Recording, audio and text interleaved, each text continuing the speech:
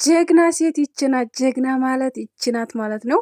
እንግዲህ ሰላም ውድ ቤተሰቦች እንደምን አላችሁ? ሁላችንም ሰላም ሰላም ብያለሁ። ትናንትና ማለት ነው ትናንትና አብርሽን ወሰደችው ሄርሜላ እቤቷ ወሰደችው ብዬ ባልኩ ቪዲዮ ብዙዎቻችሁ ግማሾቻችሁ ተሳድባችኋል፣ ግማሾቻችሁ የታየሽ የት ሆነሽ አይተሻል ያለው ሄርሜላ ጋር አይደለም እያላችሁ ብዙዎቻችሁ የሆነ አስተያየት ትሰጡኝ ነበር። ትናንት ነው ቪዲዮ ላይ ታች ወርዳችሁ ማየት ትችላላችሁ ማለት ነው። ትናንትና ሄርሜላ አብርሽን እቤቷ አምጥተዋለይ መልሳ አሸንፈዋለይ ብዬ በሰራው ቪዲዮ በዛ ላይ ብዙዎቻችሁ ብዙ አስተያየት ሰጥታችሁኛል ማለት ነው። እንግዲህ እውነት ሆኖ አያችሁት አይደል? እውነት ሆኖ አይታችሁታል አይደል? ዛሬ ደግሞ አዲስ ነገር አለ ልንገራችሁ። ይሄን ቪዲዮ ላይክ፣ ሼር፣ ሰብስክራይብ አድርጉ። ከውስጥ የሰማሁት መረጃ ነው። ሁላችሁም እስከ መጨረሻው ድረስ አዳምጡ። ተቻልኩ ሪከርዱን አስገባላችኋለሁ። እውነት ማመን ይከብዳል ማለት ነው። ማመን ማመን ማመን እና ሁላችሁም ይህን ቪዲዮ ደግሞ ላይክ፣ ሼር፣ ሰብስክራይብ በማድረግ ቤተሰብ ሁኑ። እኛ እውነቷን ፍርጥ አድርገን እናወራለን፣ እየሰማነውን ያየነውን ማለት ነው። እስከ መጨረሻው ድረስ ተከታተሉኝ። እወዳችኋለሁ። የምታበረታቱ ልጆች እጅግ አድርጌ አመሰግናለሁ። ክበሩልኝ፣ 1000 ዓመት ኖሩልኝ የኔ ውድ እህቶች፣ የስደት እህቶች እወዳችኋለሁ። ክበሩልኝ። እስከ መጨረሻው ድረስ ተከታተሉ። ላይክ ሼር ማድረግ እንዳይረሳ። ሄርሜላ አብርሽን ታገር ይዘው ልትወጣ ነው። የት ነው የምከደው? እንዲሁስ ተማጋኖስ የምከደው ከማጋኖስ ይዘው የምከደው አብርሽን የሚለውን እነግራችኋለሁ ማለት ነው። እንግዲህ ሄርሜላ ትናንትና እቤቷ እንዳስገባችሁ አይታችኋል ማለት ነው። አብርሽን ወስደዋለች ማለት ነው። እንግዲህ አብርሽ ምንም ነገር አሁንም ቢሆን እያየና እያወቀ ወይም እየሰማ አይደለም ነገሮችን። አሁንም ቢሆን ሩታ ታስባለች፣ ሩታ እንድትሆናለች እያለ ነው ያለው። ምክንያቱም ሩታ የሆነ ያደረገችበት ነገር በቃ ሌላ የሚያፈዝ ነገር እና በቃ እሷን እንዲል ነው ያደረገችው ብዬ ነው የማስበው። ምክንያቱም ታያችሁት አንጣር ማለት ነው። እና ስለዚህ አሁን ላይ ደግሞ የሄርሜላ ወንድም ደግሞ ያስተላለፈው መልእክት አለ። እንዲሁም ደግሞ የአብረሽ እህት በጣም ደስ ብሏታል ማለት ነው። እንግዲህ አብረሹ ይዘሹ ሂጂ ብላለች። እኔም እመጣለሁኝ አብረን እንሄዳለን፣ ሁላችንም ይዘን ከደን የሆነ ምክንያቱን ኩላ እናወጣለን ብላለች ማለት ነው። እንግዲህ የት ነው የሚሄዱት? እንዴት ነው የሚሄዱት? እንዲሁም ደግሞ ሩታስ ምን አለች የሚለውን ደግሞ እስከ መጨረሻው ደስ ተከታተላችሁ ቪዲዮውን መሀል ላይ ያስገባላችኋለሁ። እንግዲህ የተወራውን እኔ ምንም አልደብቃችሁም ማለት ነው። እንግዲህ የሄርሜላ ወንድም ማስጠንቀቂያ ሰጥቷል ማለት ነው። ለኤፍሬም ሆነ እንዲሁም ለሱ ተከታዮች የሆኑትን ሰዎች ማስጠንቀቂያ፣ ከባድ ማስጠንቀቂያ ሰጥቷቸዋል። ማስጠንቀቂያው ምንድን ነው? እንግዲህ ሄርሜላን አይታችኋል። ትናንትና ኤፍሬም ታልሳምኩሽ ወይም የኒ ካልሆንሽ እያለ ነበረ። እንግዲህ ይህ ነገር እውነት ለመናገር አብርሃምን ወዶት ወይም ከሩታ ጋር እንዲሆን ፈልጎ አይደለም። እዚ ጋር መጥቶ እንደዚህ ያደረገው እነሱን የለያየው ኤፍሬም እውነትም የሆነ በቃ አብርሃምን ስለማይወደው የወንድሙን ያላትን ሚስት ብሎ ይዞት ያላትን ሴት ልሳምሽ ማለት በጣም ነውር ነው። እራሱ ያ ነገር ደግሞ በጣም ያሳፍራል። በጣም በጣም በጣም የሚቀፍ ነገር ነው።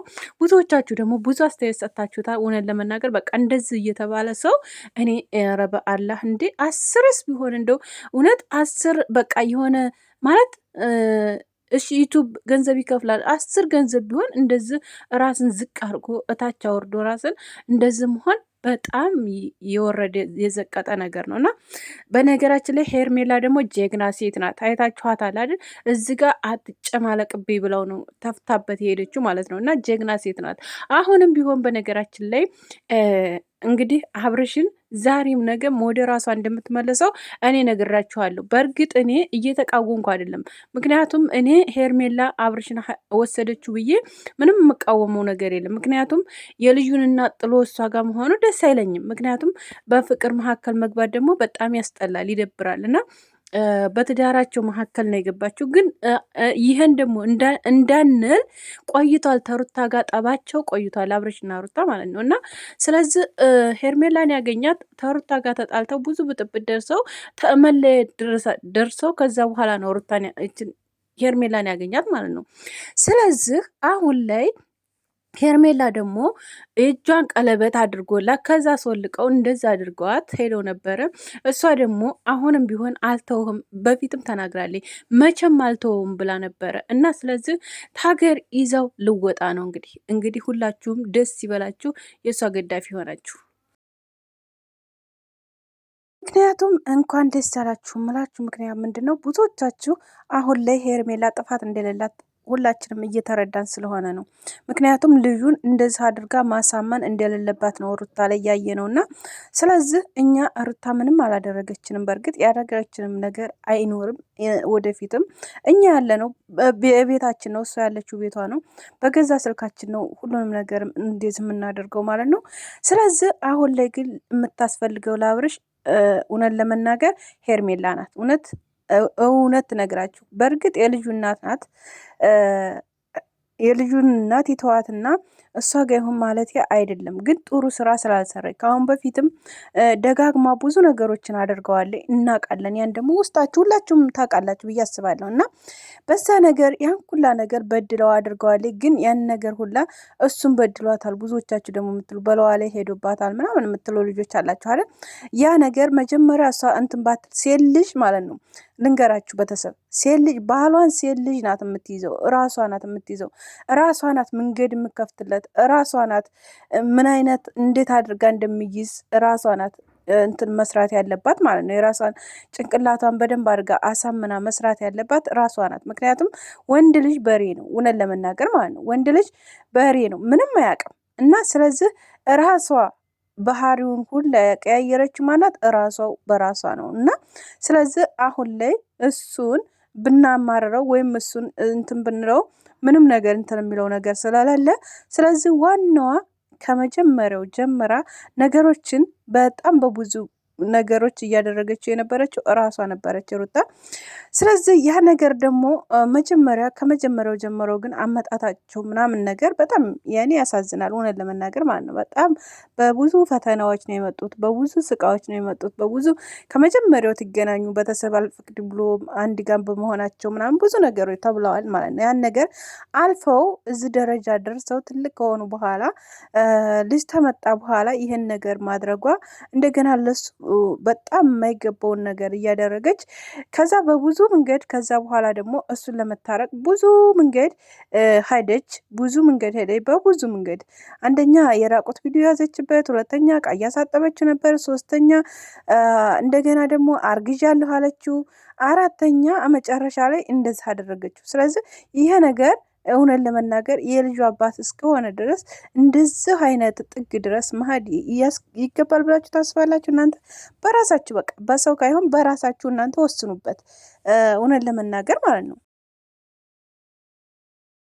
እና አሁን ላይ እነሱ ምን ነበረባቸው? ደስተኛ ሆነው ከልጃቸው ጋር ቆንጆ ጊዜ ማሳለፍ፣ አሪፍ ላይፍ ይኖራቸዋል። በጣም ጥሩ ነገር ማሳለፍ ነበረባቸው እና ያን ነገር ሁላ በቃ እንዳይሆን አድርጋ ሰው መካከላቸው ትጀመር ትዳር መካከል ሶስተኛ ወገን ተገባ። በቃ አበቃለት። ወላይ እህቶች እውነት ለመናገር ማለት ነው በቃ ምንም አይነት ባልሽ ምንም አይነት ይሁን ምንም ላይ ይሁን እሱም ላይ ሊሆን ይችላል፣ ብዙ ነገር ላይ ሊሆን ይችላል። በቃ ሶስተኛ ወገን ጭራሽ ምንም አያስፈልግም። የእናትሽ ልጅ፣ እናትሽ፣ እህትሽ፣ ወንድምሽ ምናምን ነገር ምንም ሶስተኛ ሰው ትጀመር ትዳር ውስጥ የመጨረሻ ማንም አያስፈልግም። እና ሶስተኛ ሰው ማስገባት በጣም ዋጋ ያስከፍላል፣ እውነት ለመናገር ማለት ነው። እና እነሱ ደግሞ በጣም ብዙ ነበሩ ከጎናቸው የነበሩት፣ ከሷም እንደዛው ከአብርሽም እንደዛው ብዙ ነበሩ። እሱንም ይፈልጓሉ፣ እሷን የማይፈልጓሉ፣ እሱን እየፈለጉ እሷን የማይፈልጓሉ፣ እሱም ጋር እንደዛው እሷን እየፈለጉ እሱን የማይፈልጉታሉ። ስለዚህ እንደዛ እየተደራረጉ ከዛኛው ወደዛኛው ትመላለሱ ነገሮችን በቃ ነገሮች እየገነኑ ሄደው እዚህ ደረጃ ደርሰዋል ማለት ነው። እዚህ ደረጃ ደርሰው ደግሞ እንደገና አሁን ደግሞ ሄርሜላ በደንብ አስከብረው እየኖረች በጣም በጥሩ ሁኔታ ይዘው፣ ምክንያቱም ልጁንም እየሄደ እያየ ነበረ ሰላማዊ ኑሮ በምናየው መንገድ እየሄደ እያየ ነው ነበረ። እንደገና ይህንን ነገር አድርጋ እውነት እንደዚህ አድርገው አፍዛ ልጁን እንደገና ወደ ራሷ መመለስ ማለት በጣም ይደብራል፣ ያስጠላል። በጣም ከምላችሁ በላይ በጣም በጣም በጣም ነው የሚያስጠላው። እና ይሄ ነገር በጣም አግባብ አይደለም። የሰራሽው ስራ አጠቃላይ ነገር አግባብ ያለው ስራ አይደለም እና ይሄን ነገር ልታቂ ይገባሻል። እና ነገሮች ሁላ በመንገዳቸው እንዴት እንደሚሄዱ ማስገድ ያለብሽ አንቺ ነበርሽ። የልጅሽ አባት ነው ግን ነገሮችን ከሶስተኛ ወገን ወይም ከአራተኛ ወገን ወይም ከነኛ ወይም ከነኝ ታኮኝ እነ ሜሪ ምናምን እንደዛ ትመጡ እንደዛ እያርግሹ ልጁን እንኳን ለማየት ይመጣ እንዴት ነው የምታሰቃዩ? ያን ነገር ማድረግ አልነበረብሽም። በቃ በፍቅር ተቀብለሽ በፍቅር ሸኝተሹ ልጁን በፍቅር ሰጥተሹ በፍቅር ስሞ በፍቅር በሚመጣ ሰዓት ተቀብለሽ ቢሆን አውቆ በራሱ ጊዜ ማንም ሰው አይከለክለውም ነበር። አውቆ ራሱ ይመጣልሽ ነበር። እና ይህን ነገር በማድረግሽ ግን በጣም በጣም በጣም የወረደ አስተዳረግ ስለሆነ በጣም ጥፋተኛ ነሽ፣ እውነት ለመናገር ማለት ነው። እና አይደለም ምክንያቱም ሄርሜላ ደግሞ ሴት ናት፣ ጀግና ሴት ናት። እንዴት መሰለሽ አንድ ጊዜ ታስታወሳችሁ፣ ቤተሰብ አንድ ነገር ላስታወሳችሁ።